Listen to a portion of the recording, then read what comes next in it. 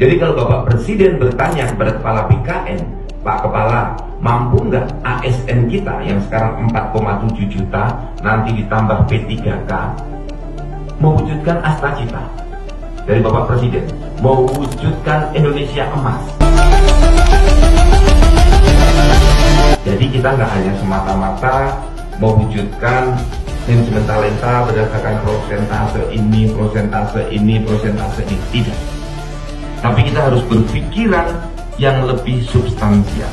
Manajemen talenta di DKI Jakarta mampukah mewujudkan 40 program prioritas gubernur terpilih? Pak Pramono Anung sudah mendeklar 40 prioritas. Nah, manajemen talenta di DKI bisa nggak mewujudkan itu?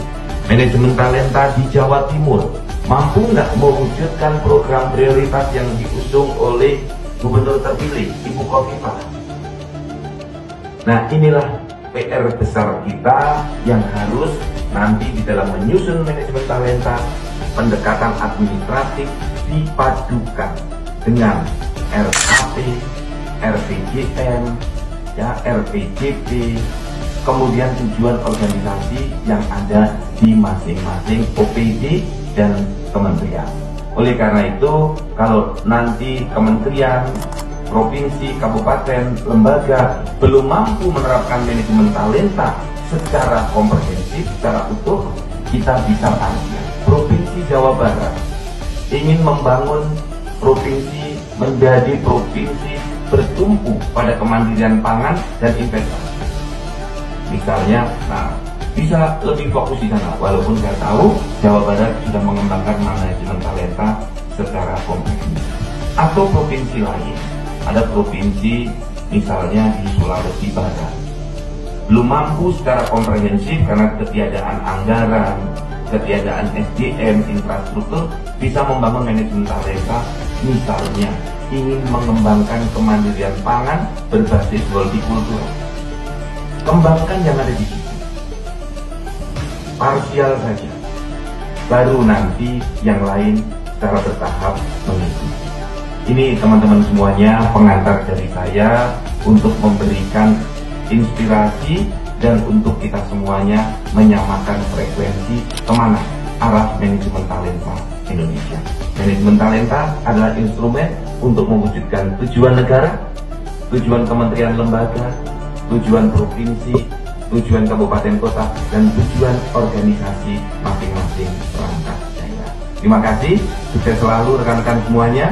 Semoga Allah merahmati kita semuanya, menyelamatkan kita dunia dan akhirat. Bisa mendapatkan kemudahan sampai jenjang utama. Mari kita berupaya maksimal untuk membuka jabatan fungsional sampai ke puncak karir. Ini harus menjadi upaya kita agar semua yang berada dalam jenjang jabatan tertentu bisa mendapatkan kemudahan sampai jenjang utama. Kita harus merubah strategi kita, strategi pemerintah yang sekarang jabatan fungsional masih disamakan dengan jabatan struktural seperti piramid, besar di bawah mengerucut kecil di atas. Mestinya dari bawah sampai ke atas sama. Jadi kalau dia masuk jenjang pertama, jenjang madya, pertama, muda, madya sampai utama, semua sudah disiapkan formasinya. Untuk mendudukkan BKN sebagai bapaknya para ASN, mari kita betul-betul mengurai sumber-sumber hambatan itu dari mana. Agar masalah ASN cepat selesai. Agar ASN bisa mendapatkan banyak kemudahan. Agar ASN yang berada di jenjang jabatan fungsional bisa mudah sampai di puncak karir. Atau hambatan itu ada di perilaku. Dalam melayani, maka mari kita tebarkan S3.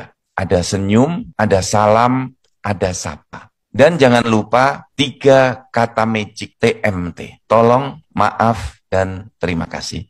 Salam Korpri, Korpri maju terus. Beberapa program penting yang perlu rekan-rekan ketahui. Yang pertama adalah perlindungan hukum dan perlindungan karir ASN. Yang kedua, program kesejahteraan. Dengan mendorong berbagai pemerintah, provinsi, kabupaten, kota membayarkan gaji, tunjangan kinerja tepat waktu, kemudian membangun koperasi, membangun korprimat, dan juga menyelenggarakan program untuk peningkatan spiritualitas dengan gampang umroh bareng Korpri, gampang Holy Land bareng Korpri. Kemudian program yang lain, di program terkait dengan olahraga, kita akan menyelenggarakan Korpri Run dan berbagai kegiatan olahraga lainnya. Juga kegiatan yang lain adalah Korpri Award. Korpri Award diberikan dalam rangka hari ulang tahun Korpri di tanggal 29 November kepada ASN-ASN hebat kita, dan juga tidak kalah pentingnya ke program kegiatan untuk bakti sosial kepada panti asuhan, ya, untuk membagi beras, sembako, membagi minyak, juga kemudian donor darah, juga operasi bibir sumbing, operasi katarak, sunatan massal. Di luar program yang rutin seperti webinar seperti ini, setiap pekan kita adakan. Juga hari ulang tahun Korpri di tanggal 29 November yang kita jadikan bulan November sebagai bulan bakti Korpri. Dan program besar kita adalah Ormas Korpri. Nah, untuk kawan-kawan semua, para ASN muda, kita tahu dunia bergerak demikian cepat. Salah satu kunci di dalam melihat pergerakan dunia yang sangat cepat ini adalah kemampuan untuk beradaptasi. Nah, oleh karena itu, rekan-rekan muda semuanya, jadilah ASN yang adaptif, ASN yang cepat tanggap terhadap berbagai perubahan. Adaptasi ini bisa dilakukan dengan cepat apabila kita selalu meningkatkan kapasitas, meningkatkan kompetensi. Oleh karena itu, jangan pernah lupa, tingkatkan kompetensimu, baik dengan pendidikan pelatihan, banyak berdiskusi dengan para ahli, ataupun mengambil pendidikan lanjutan untuk S2 maupun S3. Sekali lagi, jadilah ASN yang adaptif. Ciao.